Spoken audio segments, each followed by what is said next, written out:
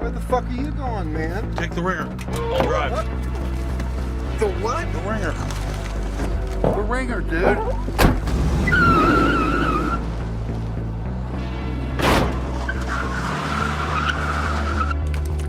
What the? Have they called yet? What the hell is this? My dirty undies, dude. Laundry. The whites. Walter, I'm sure there's a reason you brought your dirty undies, man. That's right, dude. The weight. The ringer cannot look empty. Walter, what the fuck you thinking, man? You're right, dude. I got to thinking, why should we settle for a measly fucking 20 grand? What the fuck we? You said you just wanted to come along. My point, dude, is why should we settle for 20 grand when we can keep the entire million? Am I wrong? Yes, you're wrong. This isn't a fucking game, man. Oh, but it is a game. You said so yourself. She kidnapped herself. I said I thought...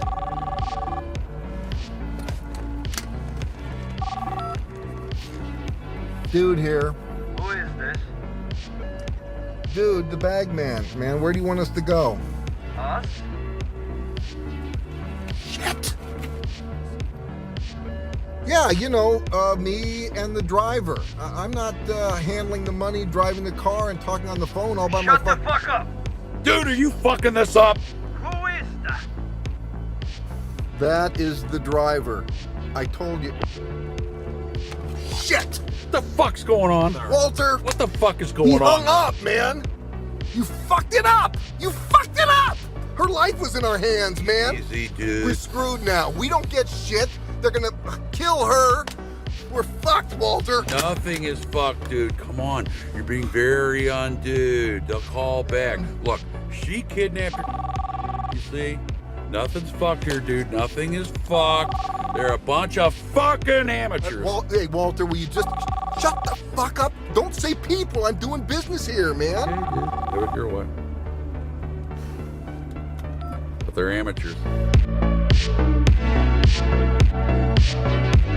Hey, I'm Kyle. Thanks for joining me and Andy for the Legendary Creature podcast. So, if you're listening with your kids or your conservative grandma, maybe don't, because we swear.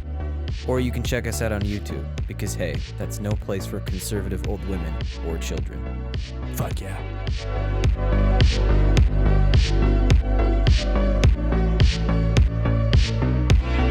Okay, you ready? I am ready, dude. I'm ready for round 2 of this thing. I kind of feel like this is the episode that we're just shoving our dirty undies in here, dude. Like, people are gonna open it up and be like, what did you put in here? We put in here the best dirty undies we could find. That's what we do every episode. So what happened, Andy? Because we recorded last night, and I wasn't happy with it. I was unhappy, and I'm still unhappy. But we gotta do what we gotta do. It's Thursday. We gotta record. We can't do a guild series that has 9 guilds, and we're like, where the fuck is Rakdos? Yeah, as much as I'd like to. So I think what we've been trying to do is, kind of get people excited about the guilds and get people excited about Return to Ravnica and get people excited about the double color identity, and finish our arc. Yeah, and if there's something in the new set that is worthy of being played as a commander, one of us usually tries to do that as a deck in these episodes. Yeah, and so trying to ride the hype train, we want to focus on the newer ones this time around rather than kind of go back in antiquity and dig up.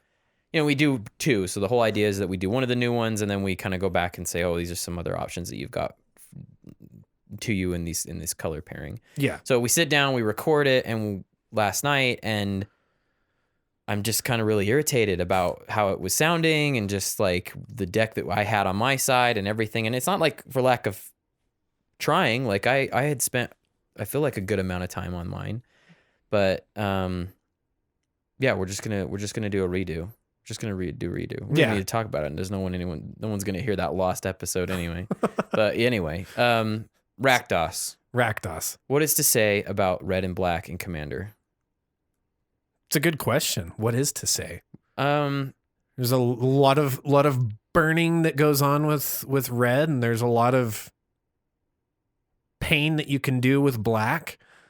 Yeah, I think it's like we were talking before, like I think it focuses very heavily on your opponent's life total, either by way of your creatures affecting it, or I guess red's ability to reach into it by itself. Yeah. Black has a lot of, just everybody lose life type effects. Like if we're leaning on the strengths of just the two colors, those are pretty obvious strengths. Black again affords us the tutors. Drain and damage, Yeah, black brings the tutors with it, and some pretty good card draw, mediocre to good. Yeah. Medium rare to, card draw. If you don't want your steak bloody, red does go for too. some black card so draw. red kind of rides black a little bit with this because it can do looting type effects where it's drawing cards or discarding cards, and then I guess like black's ability to reanimate can be brought in with that as well. So you can kind of select what you bring in. Yeah. At least that's what you would think on paper. But how does that actually manifest with the embodiment of these commanders? Not a lot. So if we go to EDH Rec and we go to the top and we're looking at top Rakdos commanders, Rakdos himself, Mr. Lord of Riots, is number 1 by 1494. So he's got a pretty big lead on the rest of them. Yeah. I think why he's valuable is that he is a non-Animar that has some hoops you have to jump through to kind of get up on the motorcycle. But once you're there, can start cheating stuff in. Yeah. So really, the big thing is that creatures spells you cast cost 1 less to cast for each 1 life your opponent's lost this turn. So that's like the real big. That's the reason he's in your command zone. And somebody has to lose life to get him out of the zone, but this is the reason why. Rather than him being a vessel of making people lose life, your deck needs to provide that. And then your commander comes out and cheats. And once he's out, his own combat can afford you that way. And then down from him is Olivia Volderin. So it's 2, a black and a red for a legendary creature vampire. I think that she was the best option we had before Edgar. In terms of a vampire. In terms of vampire tribal. Because sticking to mono black, you miss out on a lot of cards. Yeah, like before her, like why maybe there was somebody better, like Anawan could be pretty good. Sure. But as soon as she came around, it's like, I don't know, she gives you kind of enough and the extra color. Yeah, because really with so hard. Black and red, and then at the time with Innistrad, like those colors, it just unified everything that you had available in those 2 colors for vampires, right? Yeah, but then Edgar happened, and I think, like I was telling you before when we talked about this, like I think with the way EDH Rec is working, it's not going to scrub out. Like there's not like a retention period for decks. Yeah, we can't see like a timeline of what the decks looked like in 2014 and what do they look like now. Yeah, so 5 years ago or whatever, like it doesn't let decks drop off. It just kind of says, all right, here's kind of the aggregate information about what we've seen forever. Yeah, I get you. It's not saying, all right, let's have a drop off, let's peel a little bit and see where this is going. And I still think if people were going to go out and make a deck, they're probably going to do Olivia or if they were like, I don't want to do Edgar, she's your next stop. Yeah, she's the next for choice. Vampire Tribal, I think is where people would go. Yeah. Down from here, I think this guy kind of emblematizes a little bit of the Rakdos ideology.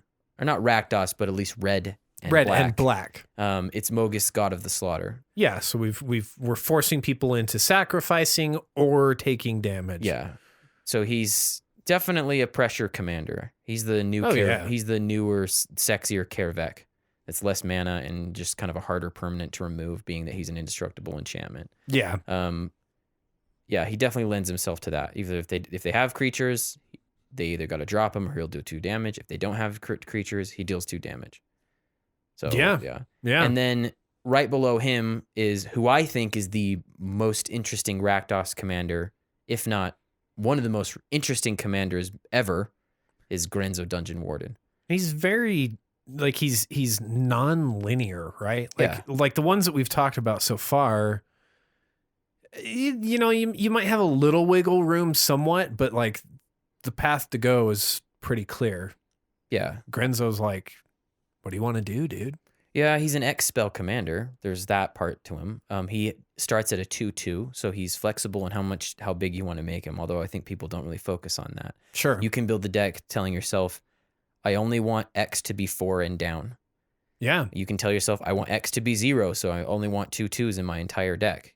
Yeah. So there's starting points with just his X in his mana cost. Like that's a starting point. Yeah. But then from there, you can kind of say, do I want to have some kind of combo where if I fall into him, I'm just going to spool out and go crazy. And I feel like that's probably the strongest way to play him is bringing the creatures from the bottom of your graveyard into play in such a way where they replace their costs and they set up a chain reaction that lets you just kind of go off. Yeah. I think is probably the best effective way to play him. Or, we've seen a goblin tribal version of him. Yeah, I mean, like I say, there's all kinds of wacky things you can do with Grenzo, and he works. He works well. Yeah, and then down from there we have the Scorpion God, a really big, clunky, inelegant brother to the other two.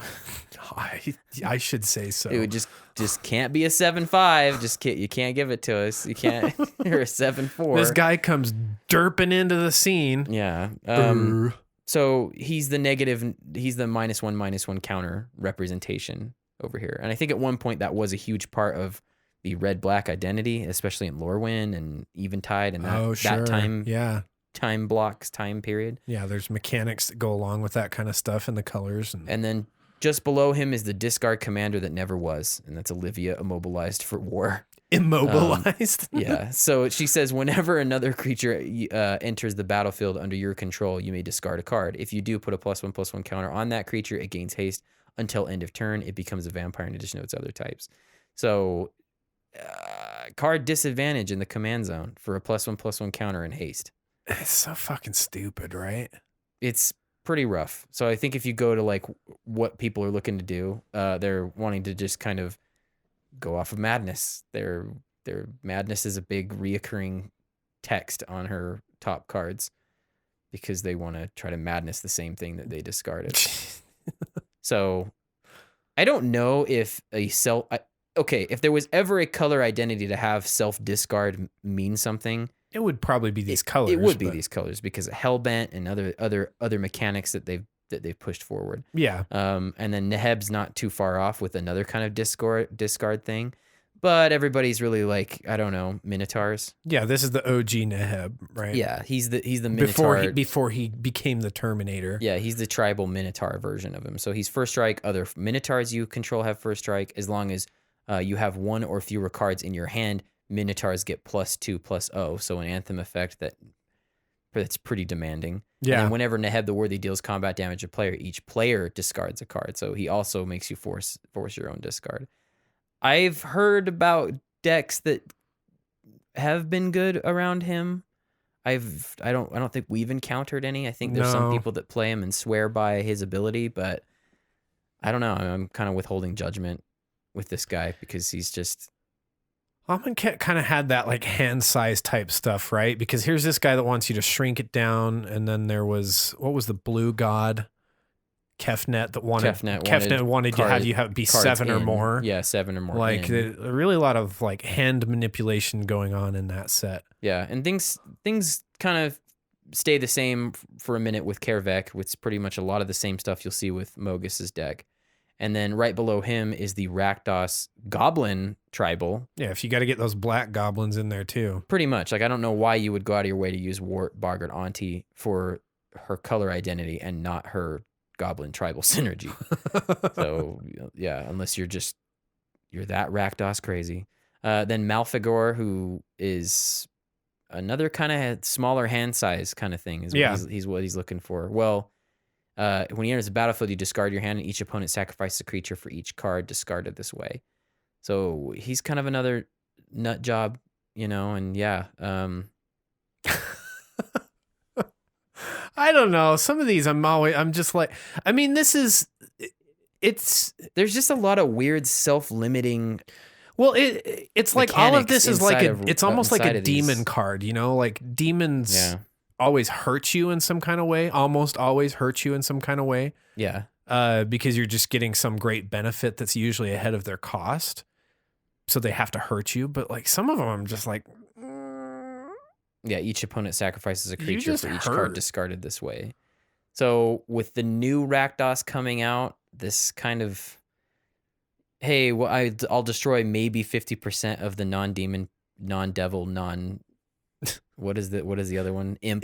Permanents out there, but I'm not going to make you discard your hand like this guy wants. yeah. But, you know, there's a state of being, like if you go to his signature cards, like he's looking to, you know, like there's Madness again, Anthem of Rakdos. It's like Hellbent. Like having no cards in hand is something that is desired from the signature cards for Malifigor. But you have to ask yourself, is it worth it? what card out there, what Hellbent effect out there is worth not having any options ever in being in top deck mode? Is it worth it? Yeah, I just think something that was like your creatures are just I don't know. Like there's not that many compelling reasons to not have any cards in your hand. What's funny to me is to see some of these ones ahead of a commander like Kolagon, the Storm's Fury, Uh-huh. where I'm like, Kolagon just, I mean, it's straightforward. It's just a dragon deck. Whenever a dragon you control attacks, creatures you control get +1/+0 until end of turn. Yeah. Like, I mean, it's a 4/5 for 5. It has that dash thing you can do, you know, like. I mean, it's all right if you have a lot of tokens because let's say you attack with 3 dragons, everything gets +3. But I don't know. I'd point you to Shared Animosity. Well, I know. I'm just saying it's like it's not as bad as some of this other stuff that's out in front, right? Yeah, I get. Like it. at least that one, like, okay, I have a lot of damage output potential with this commander. So, just kind of leading up to this episode, how do you feel about this color pairing? It always kind of, to me, it always sort of manifests some kind of limitation when it's either by itself. It seems to be able to flare into this like incredible game, or it does nothing. Is kind of my experience, and I think Rakdos, Lord of Riots, kind of sort of manifests that, right? Like if you don't have some kind of way to get the damage to set Rakdos up, a Rakdos Lord of Riots player, like they don't even get to cast their commander. So like they have to have the right cards in hand from the get go, and obviously like a that's pinger or something. Deck building, you know, deck building. It makes that work. I'm going to talk about the Scorpion God later. I've had some great games with the Scorpion God, and I've had a lot of games where I didn't do much of anything and didn't threaten the board. But then also when it's paired with another color, in particular, I'm thinking about Mardu. Like Mardu always seems to feel like it's trying to run uphill too, where it just can't quite get over the hump a lot of the times. Yeah. So I don't know, like I like the identity of the colors. I sometimes feel like the theory versus the application, there's a gap there, I suppose. Yeah. Here's my thought, right? Okay.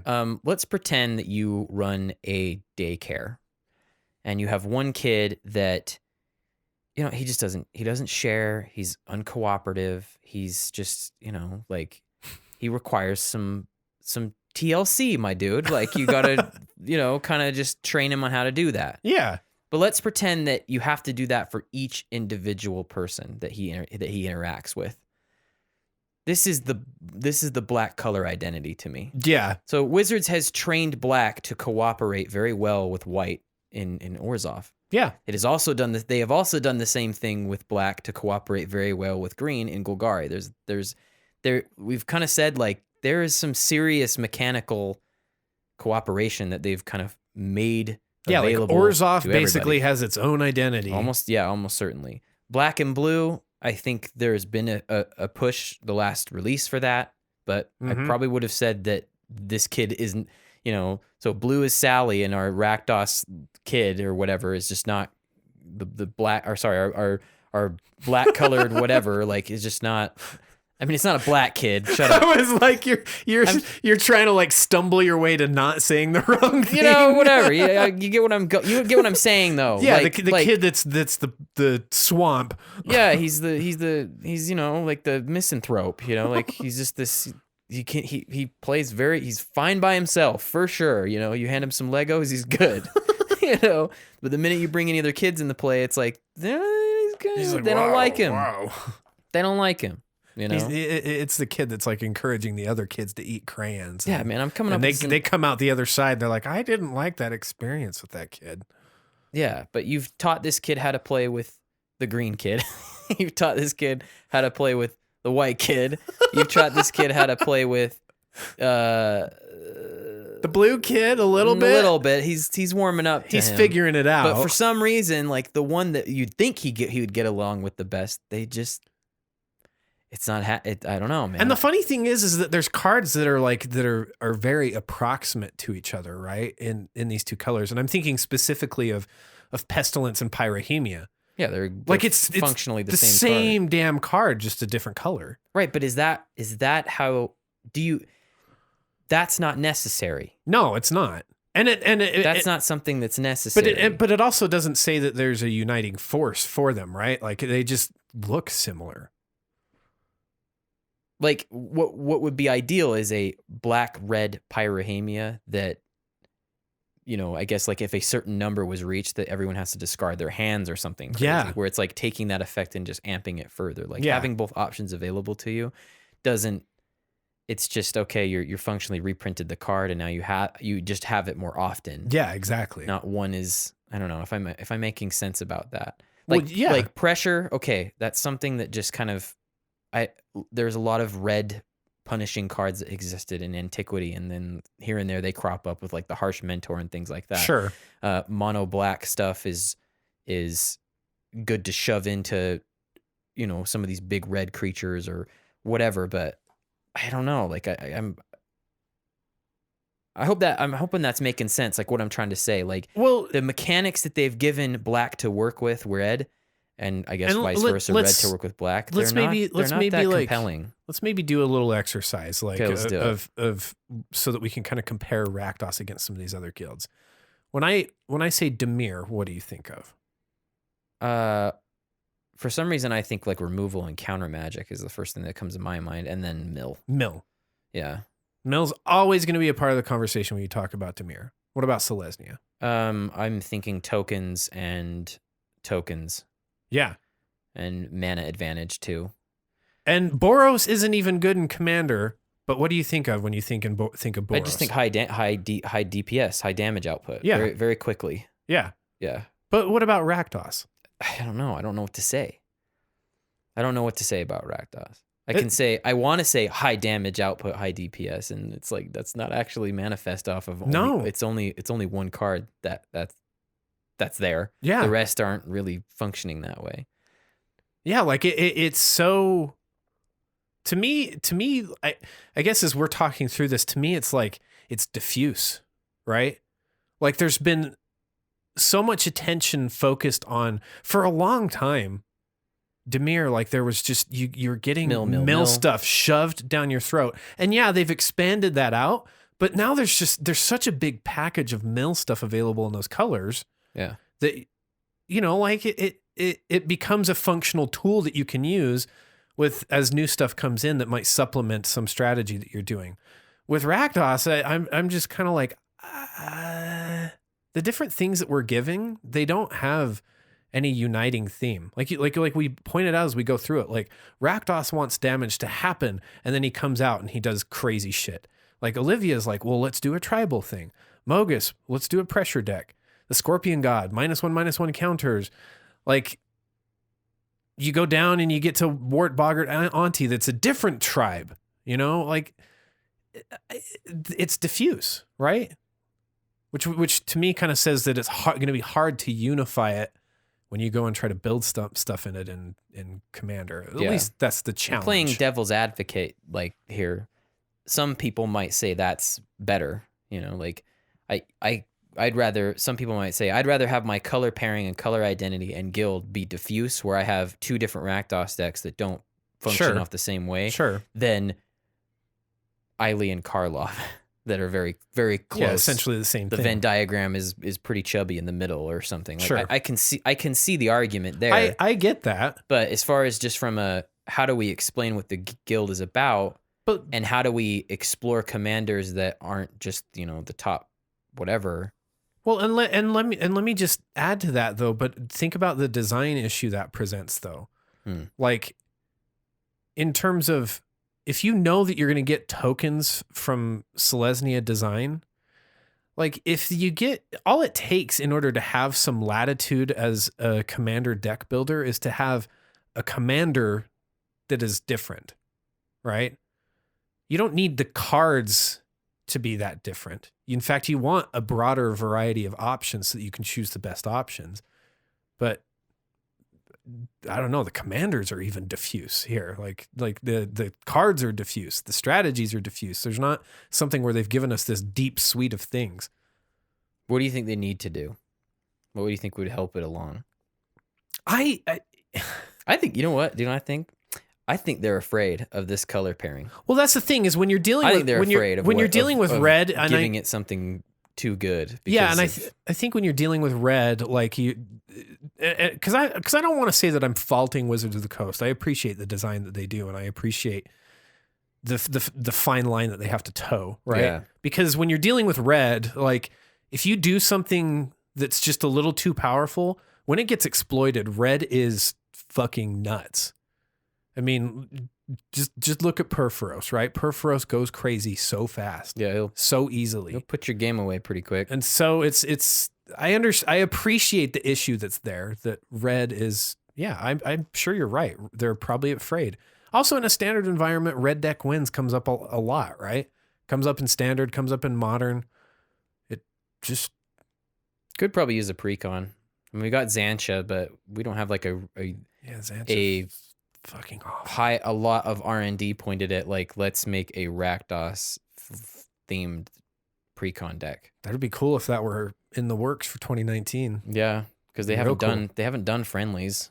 Mm-mm. The Azorius could use it too. Yeah, I agree. Because those are generally popular and interesting and powerful. Those ones that are the front of the box. I feel generally. Yeah, you're right. Generally. Typically, I feel like we just kind of had a therapy session, dude. Because last night, like when we got done, I think you and I both were just like, well, fuck. I guess we got that done. Yeah, I felt pretty empty after recording that episode. So hopefully this will come off a little better. Okay. Let me just start off with Judith. So Judith is the new. She's not a guild. Yeah, we've got the Maze Showstopper, who is they? basically like an unset commander.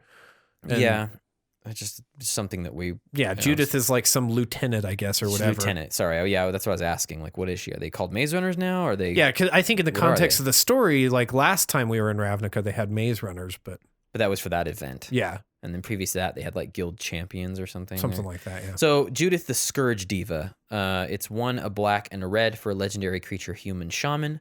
Other creatures you control get +1/+0. Whenever a non-token creature you control dies, Judith the Scourge Diva deals 1 damage to any target. She's a 2/2.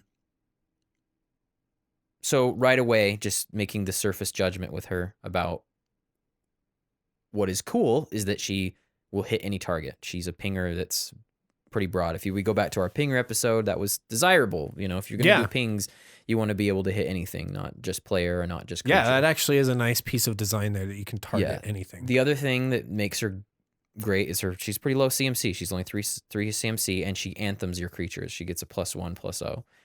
Those are good things, but Yeah, I mean, just because you have good things, does that all add up? Yeah, and I'm trying really hard to stay positive, okay?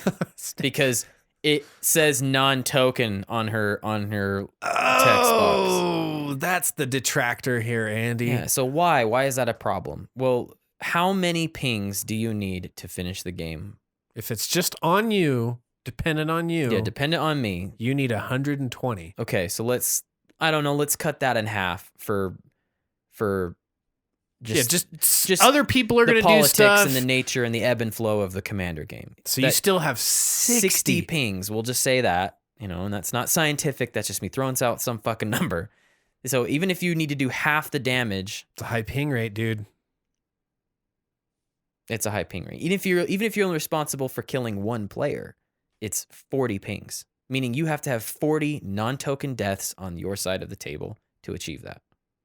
So what you're telling me is you've got 35 lands and 65 creatures in your deck? Pretty much, yeah. So you just they're everything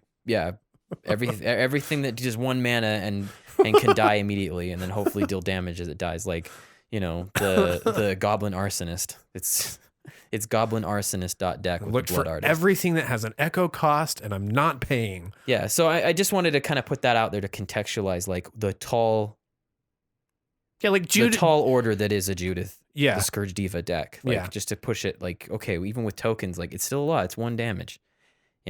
If she did 3 damage to target creature, like target anything, that I don't know, but then when we her play play that design in, wouldn't fit for where she came from. it wouldn't she'd be fit into a broken. standard environment because they only have 20 damage they need to do. Yeah, so right? and plus they're attacking and she's giving your creatures +1. So out in the content creator universe, like there's been coverage on her, like people have kind of taken a stab at it. And I think the consensus is like, you kind of get a lot of like people asking, like, especially on the EDH Reddit thread, Judith or Teysa, and everyone just says Teysa, like just go with Teysa. But we already talked about that chick last week, so we're in Rakdos season now. I'm just gonna quickly go through the list, and I'm not really gonna get super into detail like I did last time we tried this. During take 1. Yeah. Pretty much the thing that you're looking for with her is a recurable creature. And that's probably easy to wrap your head around. So we're thinking Bloodghast. So it's a black, Bloodghast can't block. Bloodghast has haste as long as an opponent has 10 or less life. And it has a landfall trigger that says whenever a land enters the battlefield under your control, you may return Bloodghast from your graveyard to the battlefield. Okay. And then, dude, it's the mascot of our show. It's the reassembling skeleton. Fuck yeah, dude. Fuck yeah, dude. 1 in a black really need to get for that put into some skeletal warrior. He's a skeleton warrior. You can pay 1 in a black to return reassembling skeleton from your graveyard to the battlefield tapped. So these type of cards. So Nether Trader, reassembling skeleton, Bloodghast, this new Gutter Bones. I mean, if you want to add him, he's also another. Yeah, it's functional for the need. Recurrent and recurable creature. So these kind of things, because they're just, they're non-token and they're low to the ground. They don't cost a lot of mana. And then, you guessed it, a sack outlet. So some way to repeatedly kill them, not only just to get her ping onto the stack, but to get benefit in the process. but to, fit the deck around this, that if death is going to be happening on your side of the board. So something like a Grave Pact and a Dictate of Erebus would be valuable. Highly desirable. That would be desirable because every time you drop one of these recurrent creatures, everyone's down a creature that they can't cast from their graveyard, like a reassembling skeleton. Get fucked. Unless they have a reassembling skeleton themselves, then yeah, man, you respect them and don't sacrifice your own. Or you honor them by sacrificing your own. So yeah, Goblin Bombardment would be a good sack outlet because since we're in red, it's just sacrifice a creature. Goblin Bombardment deals 1 damage to target creature or player. So this one's an amazing sack outlet. Yeah, it fits very well in so this deck. I think this is a very clear. I don't know what direction you'd go outside of this, but this would definitely be the spine of your book. Yeah, the backbone of your whale. That is the Judith deck. Reoccurrent creatures, low CMC, sacrifice outlets, and then building off of that pattern of okay, what happens? What kind of effects do I enjoy when creatures die? Do I want something like Vicious Shadows out? It's 6 in a red. Whenever a creature is put into the graveyard from play, you can have Vicious Shadows deal damage to target player equal to the number of cards in their hand.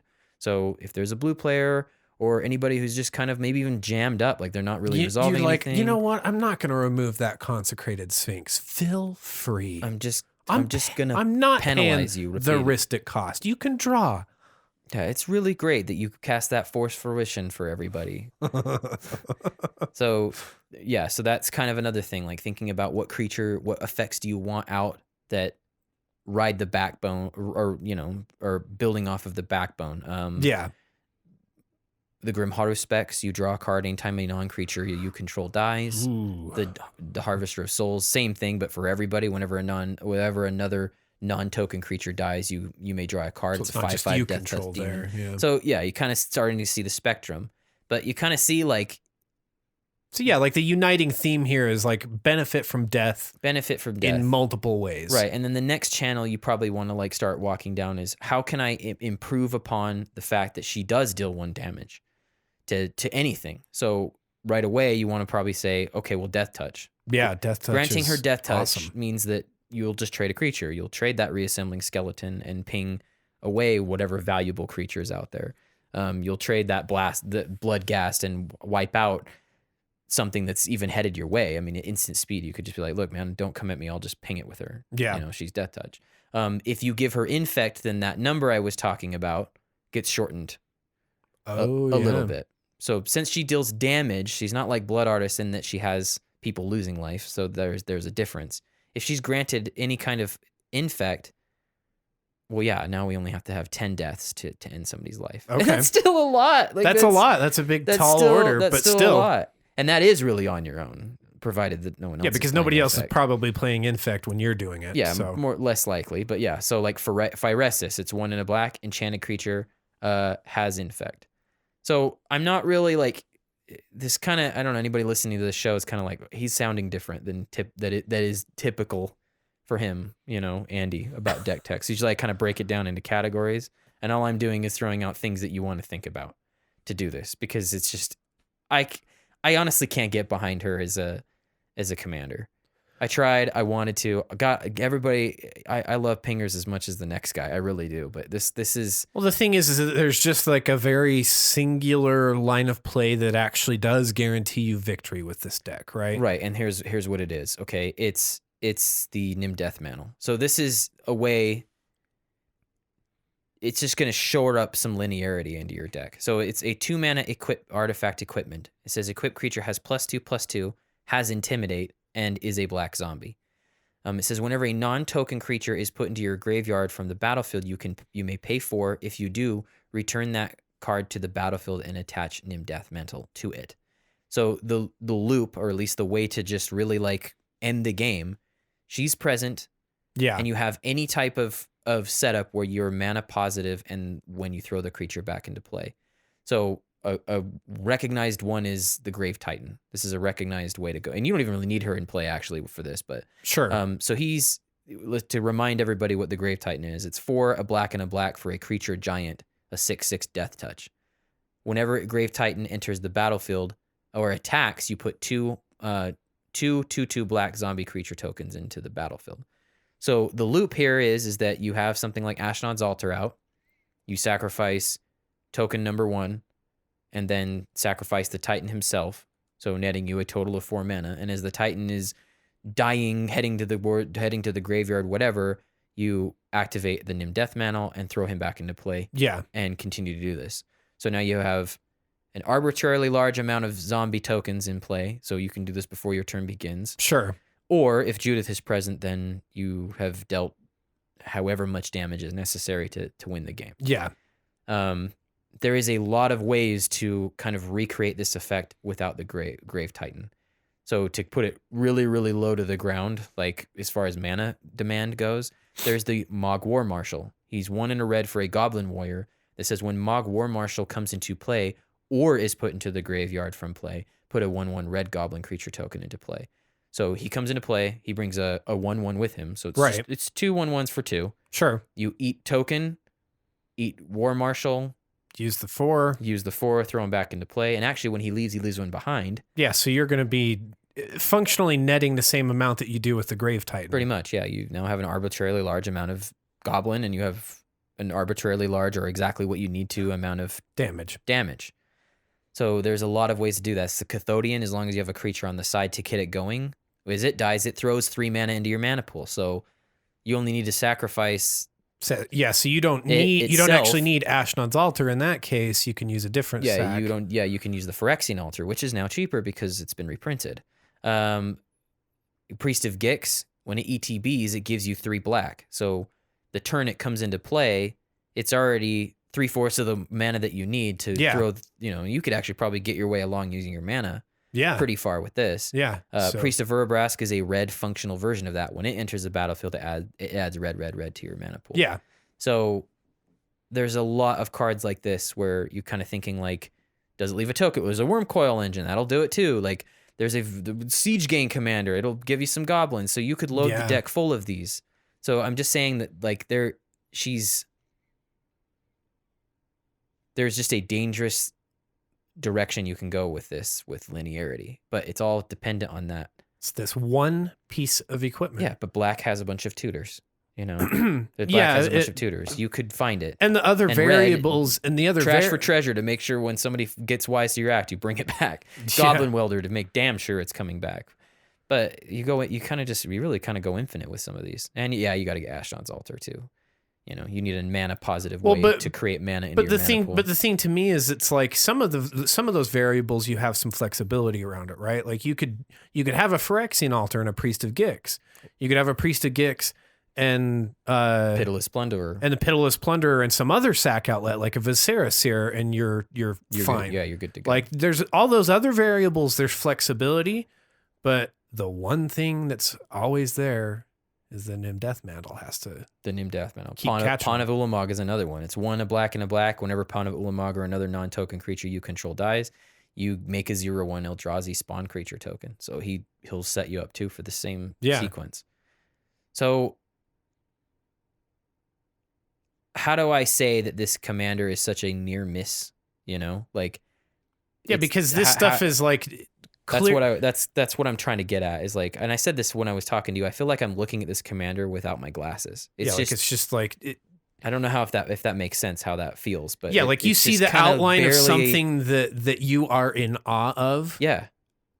But you keep trying to like focus in to see the clarity of it, and it just doesn't ever. Yeah, and that clarity is something that's an interesting line of play. You know, I like the idea of keeping it idle, and you're just constantly like eating these non-token creatures and whatever. But I just don't know if it's going to hold up. And once anybody sees you go off with this commander, especially with the Nim Death Mantle type combo, I don't know if you're going to be able to do that all the time. You know, in the same play group, they're going to get wise and just that say, reputation keep her off the board. Held. Or the second we see the Death Mantle, do whatever it takes to counter it or whatever, you know. And then you're kind of just back to, all right, I'm just going to keep bothering people, and they're going to have to keep reducing tapping their screen to reduce their life total or do their spin down. Like she's just not making a lot of impact, you know, on the board. So the other person that I was kind of just thinking about, because I didn't want to like half-ass this and be like, okay, well, you know, I have a deck list. We'll put it in the show notes or whatever. Sure. I gotta say, like, it's gonna look a lot like what's already out there. Yeah, the lesson here being that like there's not so much flexibility built around Judith that going to different content creators is going to provide you with something drastically different. We're being honest. Like, there's some commanders they're just like that. Like, there's not a lot of variability for some of these commanders. They're pretty. You've seen one. You know, you've seen one Izuri elf ball deck. You've seen them all. Yeah. You've seen one, you know, like, but some commanders, they're all like Marquisa, the Queen Marquisa. Yeah. You know, there's some a lot variability of different stuff there. with Yeah, that. there's signature cards. There's cards that she certainly cares a lot about. Yeah. But there's different ways to go with there. Judith, I think it's going to be a pretty tight basket of tight weave basket of cards for sure. Yeah. So speaking of Olivia Volderin, well, I was like, okay, if we want to scratch this itch, like let's just say like the pinging thing is something that you do care about. Sure. You know, and that's what you want to kind of focus down on. I would kind of suggest let's just revisit her for a second. Yeah, let's look. This is a post Edgar era, right? Like, let's before we look at her, let's say, okay, we're not going to do Vampire Tribal, and you kind of just have to let go of the cool interactions that do exist with having vampire. Like, they're actually a pretty tight knit tribe. They're pretty well functioning. There's some that like wipe out 1/1 counters. There's ones that destroy creatures when they come into play. Like, they've got some utility to them. There's a lot of stuff that can get you pretty good card advantage from just playing vampires and things like that. Yeah, like, but you know, in the post Edgar millennia, like let's just okay. So 2 a black and a red for a legendary creature vampire. She's a 3/3 and she's flying. She has 2 activated abilities. One is you can pay 1 in a red. Olivia Volderin deals 1 damage. To another target creature. That creature becomes a vampire in addition to its other types, and then you put a +1/+1 counter on Olivia Volderin. that's kind of a mouthful. So pretty much what's going on is you're paying 2 mana. She like bites that creature, like pings them. They become a vampire in addition to their other types. But she gets bigger. And she's a little well fed for that. She's swole. So unlike Skyrim vampires, it actually kind of makes sense. So her second ability is 3 a black and a black. Gain control of target vampire for as long as you control Olivia Voldaren. So if we're looking at, like, if we're comparing to Judith, though, you're more focused on that first activated ability. The hoop here is mana, and then you... Yeah, the hoop here is definitely mana. Not having a creature to sacrifice is... The hoop Judith wants is, hey, I want a creature dying. Yeah. A non-token creature dying. Yeah. And this one's like, I want mana. Just get mana. That's what I want. I think when I first started working on this list, I was really annoyed at the fact that I was pinging them and they were becoming a vampire, but I'm not controlling them. Them becoming a vampire doesn't benefit, like, short of like, I mean, if you're up against a Edgar deck, they're fucked. You don't even need to bother with the ping. Right? Like, you're going to basically buy off all of his creatures. Oh, and, yeah. And if they dare bring him out of the zone, he's coming over. You're too. like, you want to come over? Yeah, she's absolutely just like a little bit of a counterpick to him. She's probably in his deck. Yeah, so like, that'll be funny, you know. But you know, you're not Edgar's Diagra. making your opponent's creatures a vampire is just funny. It doesn't really matter. I don't know why it was bothering me so much that they're a vampire now, but I don't have the mana to grab them. It's just so So I will never bite them. Just put them out into the world. I will never bite them unless I have that 5 follow-up mana ever. But really, just That's ping them, 7 get the mana. 1/1 counter, and just take note that they are a vampire. And really, what they should be going through your opponent's head is, oh shit! Like when their mana is available, they can just gain control. Yeah. You know, gain control of whatever it is that I have out there. Yeah. So, the lever I'm pulling pretty hard on this is her ping ability, because we're trying to ride along with Judith. I'm kind of offering an alternative. It's only 2 mana, and yeah, you can repeat it. So it's you can just ping, ping, boop, ping, boop, ping, boop, and yeah, boop. your flying commander is getting bigger as we move along.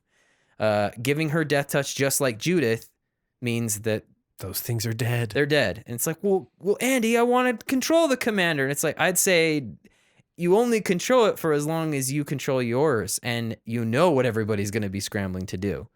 That, you know, a dead creature is one thing. A stolen creature is something completely different. Yeah. You know, Yeah. at least in my People would experience. rather see their stuff in their graveyard than see them on somebody else's playmat.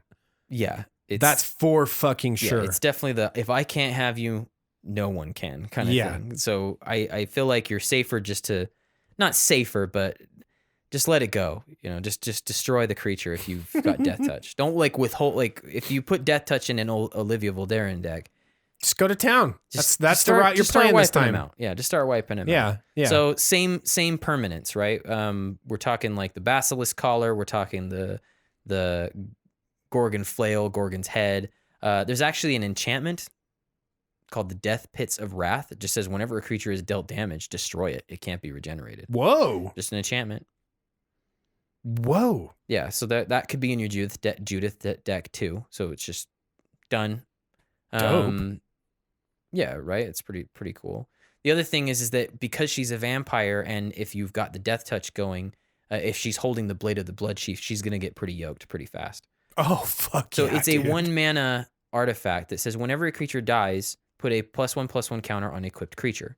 If the equipped creature is a vampire, hey, it turns out. Which Olivia turns out Voldaren. she just turned him into a Yeah, vampire. I don't know if you heard, but she's a vampire. If an equipped creature is a vampire, put 2 +1/+1 counters on it instead. So she gets the counter just from her ability. Yeah. Her little nip. So she's gonna get her little 3 love- from her every little love death. bite, and then she'll get 3 for every death. She's gonna get pretty big, pretty quickly. Fuck. With all these creatures dying, you could really just use the same cards. So thinking about creatures are dying, what permanents care about that? So that Vicious Shadows I was talking about, you could throw that in the deck. The Grim Haruspex, not so much, but you could roll over because it wants your own creatures dying, and I don't know why you'd be pinging your own creatures with Olivia. That But- doesn't make a lot of sense. Yeah, so really we're just taking that strategy or idea of creatures are dying and pointing them at everything else. There's Hirobi Death's Wail. If we're really going out of our way to get these creatures dead, He's 2 a black and a black for a legendary creature spirit. So he could be a commander. It says flying whenever a creature becomes the target of a spell or ability, destroy that creature. He's a 4/4. So they move to equip, it's destroyed. They move to enchant, it's destroyed. Wah, wah. Yeah, they do anything that targets anything, it's destroyed. They untap their creature using. They untap that Vanifar using the 1,000 years. It's Yeah, just they destroyed. use Kiora's follower. They use Kiora's follower. It's destroyed. Yeah. So it's the dismiss into dream for mono black. Yeah. Anawar the Rune Sage. At the Mhm. beginning of your upkeep, each player sacrifices a non-vampire creature. So he's 3 a black and a black. So he was probably the legendary vampire that was popular before her. I'm sure. I want to say that this is where you don't want to be giving them a vampire and not finishing it off. Oh. That is kind of annoying. But really what you could do is think about, let's say you see yourself kind of waking up into enough mana to steal these creatures using her second ability. Mhm. Because this is what I like about her is that if you never fall into the Death Touch or the Hirobi or the whatever, you still have that other ability to like, Fine, I'm taking it. all right, I'm making her bigger, and now I've kind of evened off and I can just start grabbing stuff that's on the board. So I've kind of let go of vampire tribal is my deck. I just any creature I see is a part of my vampire tribe, and I only want the best creatures is kind of the idea. Kalidas the Kalidas. The Kalidas. Dude. I've got some Kalidas on my dick, dude. Kalidas, Trader of Get. So it's 2 and a black and a 2 black. He's a legendary vampire warrior with lifelink. He says if a non-creature or non-token creature is put into an opponent controls would die, exile it instead, and exile that card and put a 2/2 black zombie creature token into the battlefield. He also has 2 and a black, sacrifice another vampire or zombie, and put 2 +1/+1 counters on Kalidas, Trader of Get. Dude, the Kalidas is spreading. Dude, he's mono black. It's spreading. He's mono black graveyard hate a little bit. That is one of the like scariest looking pieces of vampire art in Magic, I think. Well, there's like It's this, just like looking at you. yeah, and there's like this drone helmet that from like one of Ulamog's kind of things. going Yeah. on. Yeah. So yeah, to kind of sit like I was saying, like he's graveyard hate a little bit. If the creature dies, it's just gone. Boo. So now it's removed from the game. So you're kind of seeing a picture here, right? Yeah. Of what I'm doing, and we're kind of running along the lines of the Judith deck. I've got ways to steal creatures outside of this. I didn't lean on this too heavy. I thought at one moment there was a moment there where I was thinking about, what if we just went all in on that and just because there's like threaten effects like traitorous blood and mark of mutiny and just grabbing them, sacking them. So you could kind of take the sack outlets from your Judith deck and put just them over here. Put them over here and just grab them, throw them once, get rid of them. Yeah. That's a mana intensive play. I don't think you could be all in on that strategy, just kind of when the Olivia options start falling apart. Yeah. There's another thing I want to say about her before I kind of give it over to you, because I'm kind of just throwing out this stuff to think about. She does need a lot of mana. She needs big black mana. If you look at a lot of anybody's recommendation about how to run this commander, the big black, it's basically a mono black deck that's splash red. Splash and red. Weirdly, Judith was the same way. Let me tell you the percentage.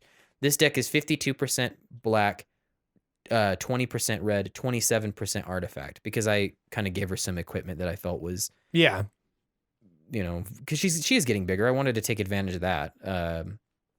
But my Judith list, 69% black. Wow. And 13% red and 17% colorless. So mostly black. These are very black focused strategies. But yeah, Nirkana Revenant, Vampire, doubles your mana. Yeah. Imagine you probably want to run like Revel and Riches. Cabal Coffers would be really good. Mm-hmm. If Urborg has also been reprinted, this would be a good time to get a hold of it. It's just gonna go the fuck back up. I remember when they reprinted it in one of the core sets a while ago, and I thought, okay, this is just gonna be very low. It's a core fucking set. Yeah, and it went back up. It didn't stay low. Don't fuck around with that card. Just get it. Yeah, like you want it if you ever play black in Commander. Yeah, so these kind of things, the Crypt Gas, like anything that starts doubling your black. With what you're trying to output. do, like would something like Black Market matter to you? Yes, and it's in my list. Another one that's interesting is Braid of Fire. Okay. So it was this weird time period where it had cumulative upkeep during mana burn. So it was supposed to be kind of like a scary card to scurry you from putting it in your deck. It's 1 in a red for an enchantment. It says cumulative upkeep, add 1 red mana to your mana pool. So back in the day, as phases transitioned, that mana, you'd get the red mana and you'd have to do something with it right away. Yeah, because it's not going to have, you don't have it in your main phase. Yeah, it says at the beginning of your upkeep. So it'll burn you. So with her, it basically just starts giving her free activations. So That's she can just start awesome. pinging at your upkeep. And the longer this thing is out, the better it gets. Yeah, huh? because you untap upkeep, so you would be able to activate her other ability too. You can maybe fund that eventually, but Sure. it is red that it's giving you. Let's just start pinging. Yeah, just neat stuff like that. That's cool. Yeah, so you can, if you've got Death Touch, like you can just start wiping stuff out. Like every other turn is another free dead creature before you even. This card's $14, I dude. know. It's also really good in Grenzo. Just so you know. Good point. Any red creature, red commander that has a instant or an activated ability that doesn't require them to be tapped or something that you can Yeah, empty all right, let's into. span this out. You probably want to look at that enchantment, Well, Braid that's of cool. Fire. So yeah, that's kind of the whirlwind outline of these two decks. Sword of Feast Famine's also really good with her. She hits, you do Yeah. the pings, wipe things out, or steal a creature. Yeah. You know, I'm thinking like it might get to the point if you lean too hard on the whole like killing creature thing, like you'll just have nothing left to put your mana into. You're like, fuck, I have nothing to do. That was I mean, actually the everything's problem that wiped they out. had on Innistrad, right? That was why Avacyn was created because the vampires were just getting like so overpowering. I like that idea. There was a game, dude. Me and Brad were obsessed with this game growing up. It was a game called Soul Reaver. It was called Legacy of Kain Soul Reaver. It was for the PlayStation 1. And in the story, it's about these vampires that have like taken over this world, and they have lived for so long that they've kind of gone into these like transition periods where they kind of like go into a cocoon, and when they come out, they come out, you know, to quote the main character, more divine. So they look less and less human as they move along. Well, the situation was that, you know, the main character, like he kind of evolves faster than his master, and his master gets pissed off and, you know, kills him and throws him in this lake that tears him up because he's a vampire, right? It's actually, there's more to it. I'm giving you the whirlwind, but one of the situations was when you wake up, it's been thousands of years, there's not any humans left. And no one else is dying. Like they keep making more and more vampires. So like this entity that feeds off of the souls of the dead to turn the wheel of life, pretty much is how what it's talking to you about. Sure. It's like starving. So it's like brought you back to life to kind of like set things right, to get to restore balance to this universe. The game is, the story, what I gave you is very, very little detail of how a massively complex the story is, because there's like time travel going on. Oh, fuck. There's like weird paradoxes, but that's kind of, I don't know, you just saying that just kind of reminded me of Soul Reaver, you know? Yeah, but you know, why try to bring balance back to anything? Yeah, I mean, if you can be Olivia and you're just like the queen bee of vampires. That's when you just, you know, when everything's cleared out, you just resolve a tainted ether. Yeah, whenever a creature enters the battlefield, its controller sacrifices a creature or a land. You're like, good luck getting back into this game, everybody. Yeah, I mean, you're not coming. You're not. There's another card that's taking gone this up away in from me. price. Yeah, so I don't know, man. Just to kind of summarize, I think Judith is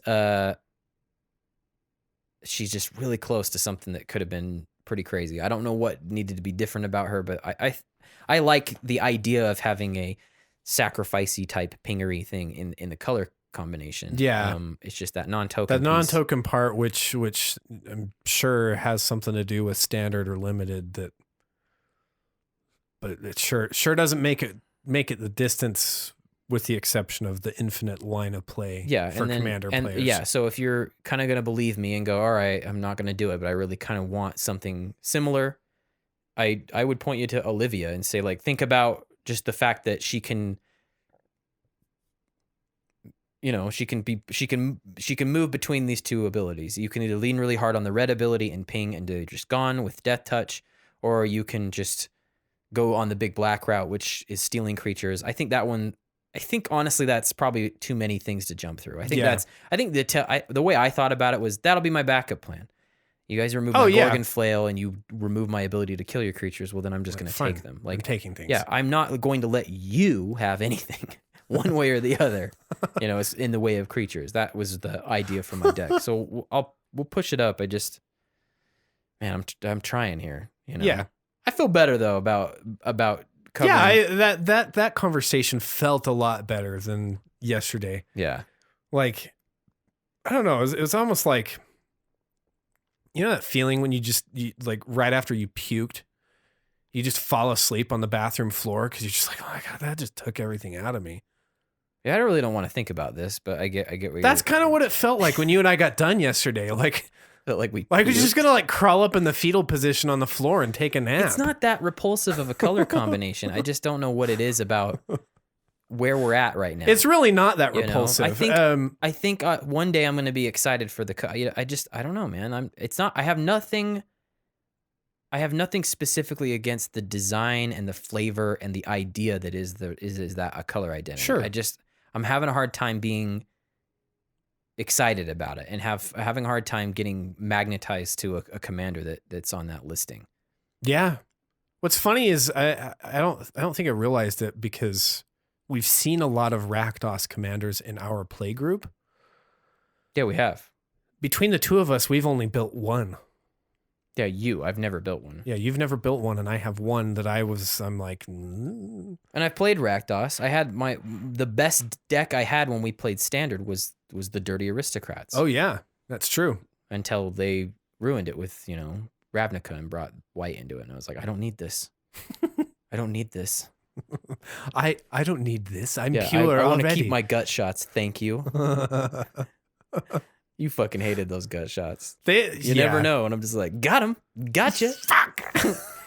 All right, what do you got for me, man? So I'm going to do like a year ago, we did kind of like a tweaking episode where you and I both took decks that we both already had. God, we're hitting a lot of birds with this episode. Yeah. We had a therapy session. You covered two commanders. I didn't cover them. I was just you talked about two commanders. Yeah, I copped out and brainstormed a little bit. Well, I'm into it. Okay. I'm going to tweak the Scorpion God because I have a Scorpion God deck. And hopefully, I guess what I'm thinking right now is that I like the way our therapy session conversation about Rakdos kind of went, where I think you and I both are fine with the intellectual conceptualization of Rakdos. It just hasn't manifested to us in a way that resonates, I suppose. Yeah, it doesn't really. And so I guess it doesn't really tap the Strionic resonator for me. But. I'm hoping to take that conversation, I guess, a little bit further, and maybe I'll find something as we talk through the tweaking I've done to the Scorpion God. Okay. So let me read the Scorpion God off and kind of just like let's take a look at what this guy does. So this is one of the plague gods that came from Hour of Devastation. So it's 3 a black and a red. For a 6/5 is the body typing on this guy, and it's a god. Whenever a creature with a -1/-1 counter on it dies, draw a card. Cool card draw strap to your commander, right? That's awesome. I mean, there's a hoop to jump through, but whatever. What? I just can't cast a 0 CMC artifact and get that done. This isn't that great. What? I can't just play a land and get that done. This isn't that great at all. Fuck.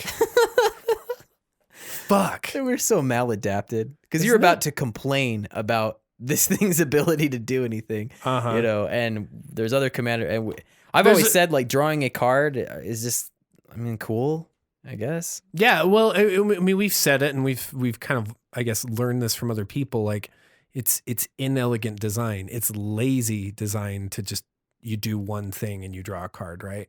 Yeah. The Scorpion God, it's got a bigger hoop to jump through, right?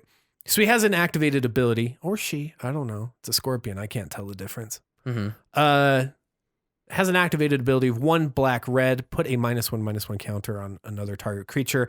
And as is per usual for the plague gods, whenever the Scorpion God dies, return it to its owner's hand at the beginning of the next end step. I would like to frame this commander around this commander gives a lot of misdirection. Okay. And you and I had this conversation last night in take 1. But if you go and look at the Scorpion God on EDH Rec, God, the art on this thing is horrifying. isn't it? It has like legs sticking out of its weird, like, Yeah.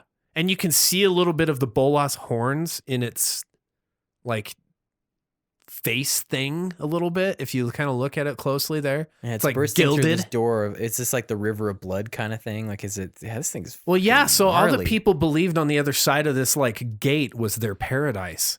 And so when the suns aligned, which was supposed to be like some, the day of paradise or something like that, that's when the plague gods burst through, and the Scorpion God was the first one through, and it just starts wrecking.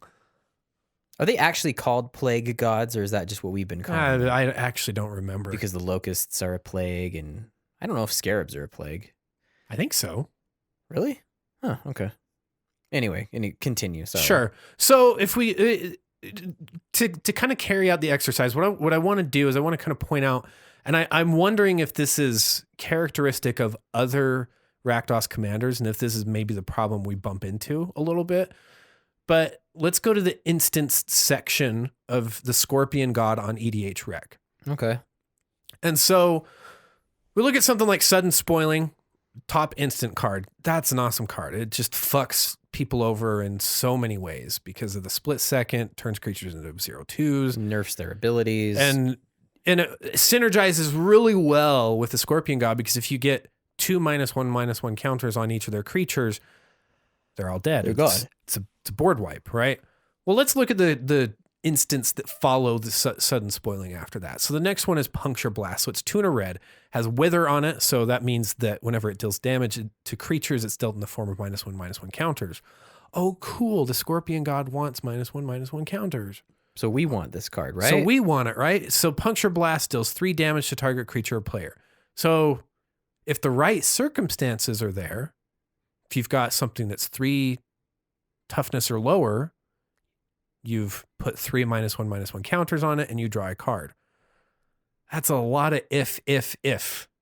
Yeah, I would like to kind of reframe it of, would you put a card in your deck that says deal 3 damage to target creature, and if it dies and you control your commander, draw a card. Yeah. For 3 mana. For 3 mana. You probably wouldn't. No, you wouldn't. How many decks have that, percentage-wise? This is in 40% of the Scorpion God decks. It's too high.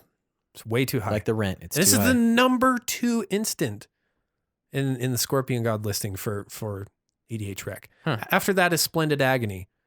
2 and a black. Distribute 2 -1/-1 counters among 1 or 2 target creatures. So just not enough at that It's point. just not enough. There's only 2 -1/-1 counters. You're literally just setting up. You're probably not even, you're not doing anything to those creatures necessarily unless they're 1/1s. And you're not drawing cards unless, you have your commander. Like, it's just, this commander to me, it seems to have just so much misdirection in it. So what are you saying? Don't try to jump through the hoop at all, or So I guess what I'm saying is, meaning have a creature die with the negative counter on it? I think it kind of looks a lot like what you just talked about with Olivia. Okay. Let's focus on some aspects of it, or portions that are just like too good to not do. Okay. But maybe we don't have to rely on the whole thing. So like with Olivia, if I can recap what you did with Olivia, is you really focused on that middle ability that only costs 2 mana. We're pinging stuff and we're getting a 1/1 counter and making her bigger, and we're using things like Death Touch to make it just so we're just keeping the board clear. Yeah, or even not even doing the Death Touch part, like just spamming it, making her bigger, and then if later we have the mana to take that creature, fine. Sure. Like we're not as concerned about stealing stuff from people as maybe the commander is telling you that she wants you to be. Sure. Because that's just not effective. It's not an effective use of your mana with Olivia, right? Like you're not developing your game if you're spending 5 mana to steal somebody's creature. 7 if you want to resolve the ping to do it in one cycle. Yeah. There's a lot of stuff you can do. You're not developing if you're doing that. So with the Scorpion God, all this stuff where we're trying to do a lot of cute things to sort of set up -1/-1 counters. And with that, I would say even its middle ability, because I just named off 2 instants that cost 3 mana. Well, his ability is 3 mana to put 1 -1/-1 counter on a creature. That has instances where it can be useful. Yeah, like any 1/1s or tokens, he'll insta-jib them with that. Yeah, exactly. So it's not like you wouldn't use it, but it doesn't necessarily need to be focused on. Okay. So I will say that I kind of fell into some of the traps that I think the Scorpion God invites you into. I put in a lot of Wither type stuff in my OG Scorpion God deck. A lot of Wither type stuff. And I do think I had some wisdom in that. I was like, I don't want to rely on everybody else having creatures, so I'm going to set up my own tokens and my own stuff like you talked about with reassembling skeleton, nether trader, that kind of stuff. So I can set up my own draw engine and rely on myself if I need to. I think all that stuff's fine. But what's really sets the commander off is just all the stuff that does -1/-1 counters en masse. And so you'll find these if you go look at the Scorpion God on EDH Rec, or if you're looking at deck lists, like they're things like the Carnifex Demon, where it's an activated ability. You can get -1/-1 counters on all creatures. Midnight Banshee, Soul Snuffers, Black Sun Zenith, all of these things that do on everybody, indiscriminate. Yeah, they're indiscriminate. They are just many orders of magnitude better than these instances I just read off. And a lot of them are going to be in the order of maybe just like twice the cost to get them on everything. So they're much, much, much, much, much more efficient. The other thing that I kind of went to is I was like, if we're focusing so much on individual creature removal, why don't I just make it so that I'm running a bunch of red spells that deal damage that's a little bit lower to the ground. So like Pyroclasm. So like Pyroclasm, Slag Storm. We can do some X spells. I think Sweltering Sun is one, or like Molten Disaster. Things that allow you to still keep your commander in play, but you're clearing off everything else that's small that everybody else has. You're making it hard for them to advance their game plan. And why are we doing that? Well, what I kind of landed on was, instead of me trying to have some cute combos, because there are actually some cool combos and synergies that you can set up. One that I particularly enjoyed a lot with this deck was the Blowfly Infestation with the Nest of Scarabs. How does that work? So it's just this kind of like self-fulfilling thing. Let me read both of those off. So the Blowfly Infestation, it's an enchantment. It's 2 and a black. So whenever a creature's put into a graveyard from play, if it had a -1/-1 counter on it, put a -1/-1 counter on target creature. So they move around. Yeah, so they move around. You can keep the resources of these -1/-1 counters going. And eventually focus him in on the last creature standing and just wither it out. Exactly. And the other aspect of this is with Nest of Scarabs. So 2 and a black, whenever you put a 1 or more -1/-1 counters on a creature, create that many 1/1 black insect creature tokens. So not only can you kind of use that Blowfly Infestation to sort of control other people's creatures in their presence, you can get yourself a bunch of tokens, which in turn allows you to. Can you start putting the negative counters on the tokens and just replace them? So it just goes. So you just keep drawing as far as you want to draw with him out. Right. Wild. So there's stuff like that where it's like, man, this is really fucking cool that you can do with the Scorpion God. And so this is like your Nim Death Mantle. Exactly. It really is. It's my Nim But it Death. only pairs with one other card. I mean, whatever. They work independent of each other. They do work independent of each other pretty well. But that's the moment where those were the games I won. It was usually when I had those 2 cards out. Yeah, one or both of them. It's just like, man, it gets out of control. And then I had these other games where I'm like paying into the Scorpion God's activated ability and I'm like going nowhere fast. Yeah, right.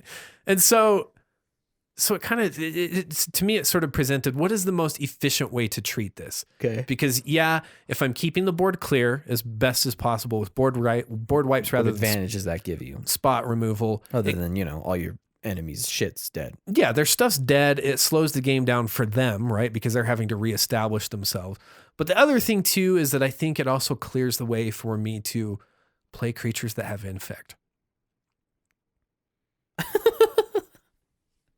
Okay, I mean, We're going in, Andy. All right. We're putting it in. You're telling me you're an anti-vaxxer. That's what you're telling me. I am an anti-vaxxer.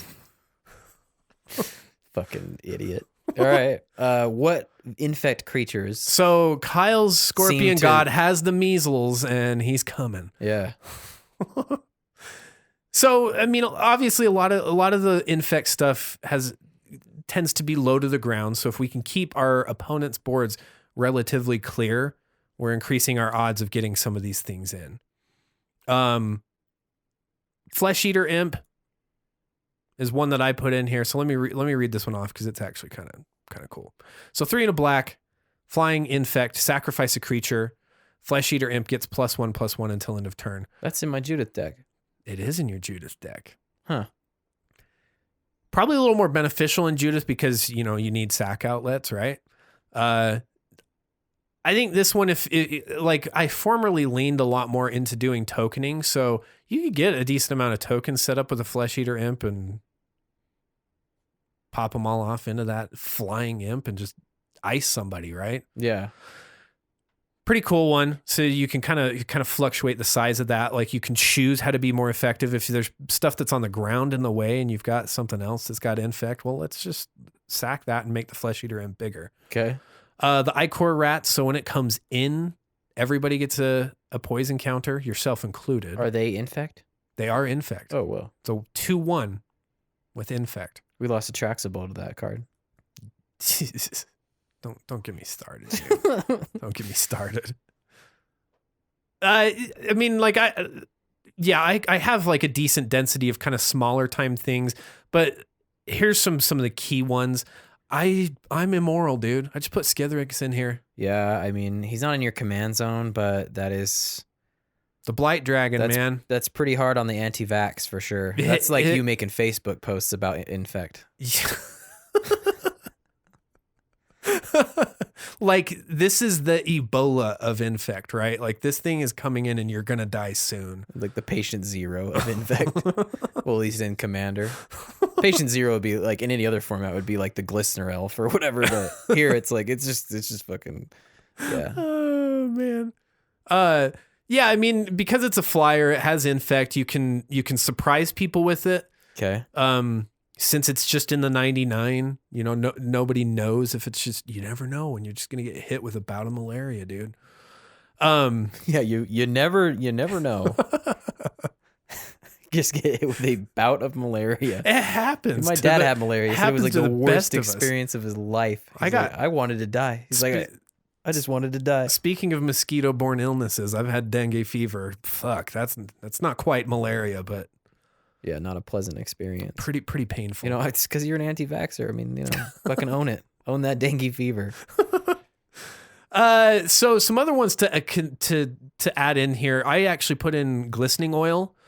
It's multifunctional in this deck, and that's something to point out about all of these infect creatures. Yeah, is if that, they block them, they're gonna eat negative ones. It's not just our win con. It is a damned if you do, damned if you don't situation. So I'm trying to wipe the board as much as possible and keep creatures out of my way. But if people do have creatures and they will usually block with them. They damn well better block with them. Yeah. And so I'm going to get benefit from my creatures attacking no matter what. It either pushes me closer to victory, or I'm getting -1/-1 counters on your creatures, and they're gonna die, and I'm gonna draw cards. So I get it. The benefit is going my way. So glistening oil is a flexible one here that we can use. So it's an enchant creature. So it's two black. So enchanted creature has infect. At the beginning of your upkeep, put a -1/-1 counter on enchanted creature. And then when glistening oil is put into a graveyard from the battlefield, return glistening oil to its owner's hand. So if it gets destroyed and you draw a card on that creature when it finally gives up the ghost. So if things are not looking favorable for you to get an attack in, you can put glistening oil on somebody else's creature. It gets them -1/-1 or counters. Here's another radical idea. If you're low and somebody's like working you kind of buy yourself some time a little bit. Oh, yeah. It's true. A little bit. It's true. Isn't that radical, that idea? It's a little bit radical. It is a little radical, Andy. Yeah. By radical, I mean shitty. It is shitty. The other option is we put this on like the Scorpion God because it's a big body. So as a 6/5, Oh yeah. gets in 6. Oh yeah. The next turn he gets a -1/-1, but it's still If they haven't 5. developed a blocker. Yeah, like that's 2 hits Yeah. with your commander to That's do cool. that.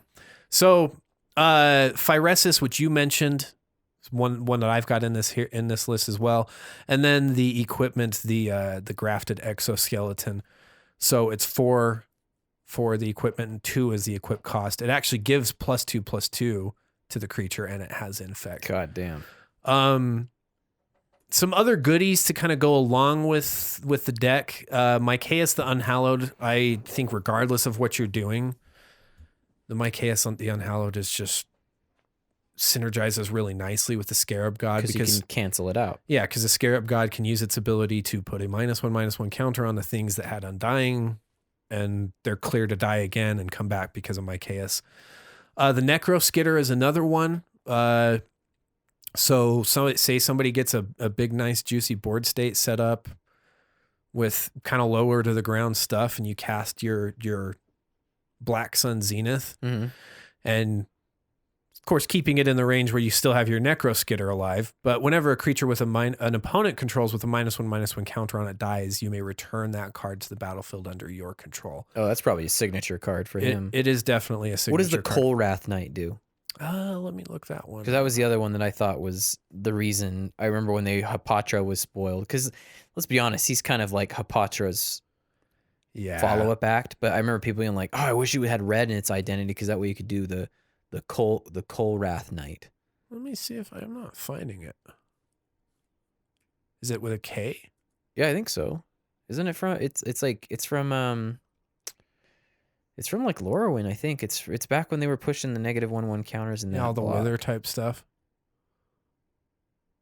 Yeah, I thought it was like top card. Oh yeah, it's KU. So Kolrath Knight. So it's 3 and 2 hybrid Rakdos mana. Yeah. So creatures your opponents control with counters on them can't attack or block. Or block. Yeah. So that would get them through. You're right. That is actually a very, very, very good ad.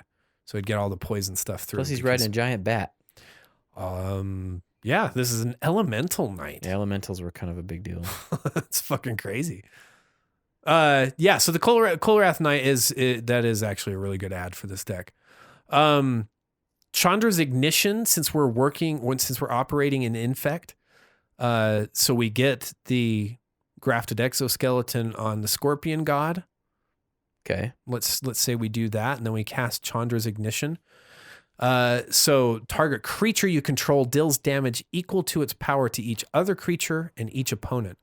So in that scenario, the grafted exoskeleton, we've got an 8/7. So now everybody's got 8 poison counters, and there's then negative counters all negative over the counters place, on too. all their creatures. So we're drawing a bunch of cards. Everybody's close to death.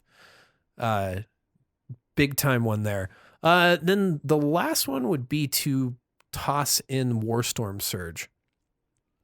So with these infect creatures, so Warstorm Surge as an enchantment, it's 5 and a red. Okay. Whenever a creature enters the battlefield under your control, it deals damage equal to its power to target creature or player. Oh shit. So you can use Warstorm Surge to kind of ping stuff with Yeah, you can slam 1/1 negative counters on people or push or the just infect put poison further. counters on people's faces. Like, so cool little piece of tech if you're ever doing infect with red, I Okay. suppose. So now to me, the thing with this is it's kind of like I've avoided some of the misdirection I think that the Scorpion God provides, but it's still got a lot of hoops.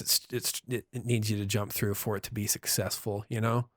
I kind of think like, Yeah, but I think this is a cool deck. I think it works. I think think it's it's cool, I think man. it's functional.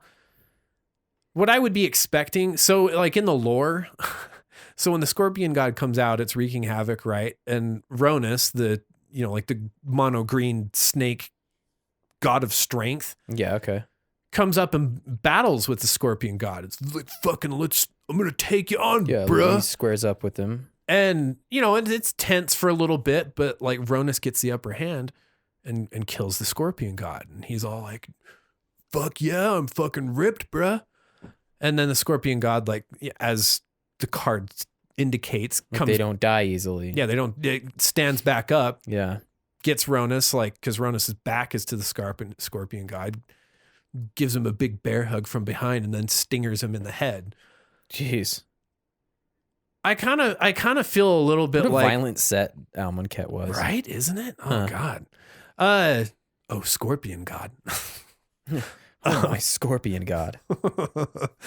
I kind of feel like playing this deck, it's going to be like that, where sometimes you just get knocked down and you're dead, but you got to come back for more because there's going to be those games where you manage to own. Yeah. Okay. Like that's just to me, I feel like that's the expectation I would have going into playing with this commander. I'm definitely going to lose some games where I can't get things set up. You gonna make this happen? I'm going to make this transition. Yeah. I didn't like where I had it. Like I had some games that were really fun with it, but I just didn't like. Just looking for ways to put negative counters on things so you can draw a card. Yeah. And keep doing that. Yeah. Just a little aimless, I guess. It is sort of aimless. It's nice to have card draw in your command zone. Like, yeah, well, I get it, but you know, it's kind of like a washing machine. Like it's just juggling stuff around. Just, negative counters. It's a chug, and nothing ever like really. Nobody's threatened by a washing machine. No one's threatened by a washing machine. So, yeah, man, that's cool. I like your newer direction. I don't know if I like the anti-vax narrative, but psh, whatever, dude. All right, how do you feel? I feel a lot better than I did last night. Okay, yeah, we keep referencing it, but it was pretty bad. So what's up next? So we got Gruul next week. Okay.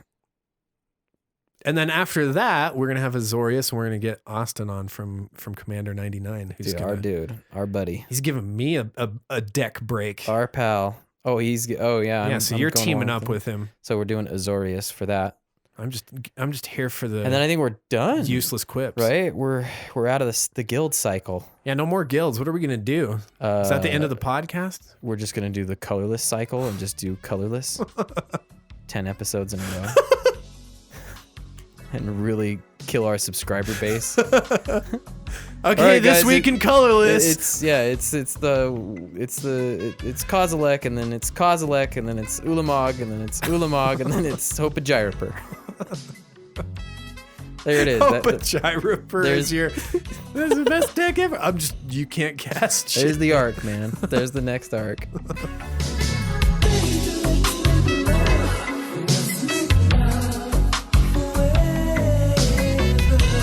All right, everyone. Thanks for sticking with us through that episode. For whatever reason, Andy and I had a rough time making Rakdos happen, but hey, we made it. Music this episode, we've got a couple different songs. In the intro, we heard from the always awesome Home from the album Before the Night with the track of the same title. And now you're listening to a new artist that's given us permission to use their music. This is Silver Richards. We'll post links to the music of both those artists in the show notes. Be sure to check them out. Also, check the show notes for a link to our Tapped Out, where you can find deck lists we've talked about in this episode and other deck lists that we've worked on in the past. Be sure to check us out on YouTube. Look for Legendary Creature Podcast. There you can watch a few gameplay videos. Check out the podcast there as well. Follow us on Twitter at legend_creature. And until next time, make sure you've got your plan for when Rakdos wakes up from his nap. Because you know what he's feeling. Baby, let's make love.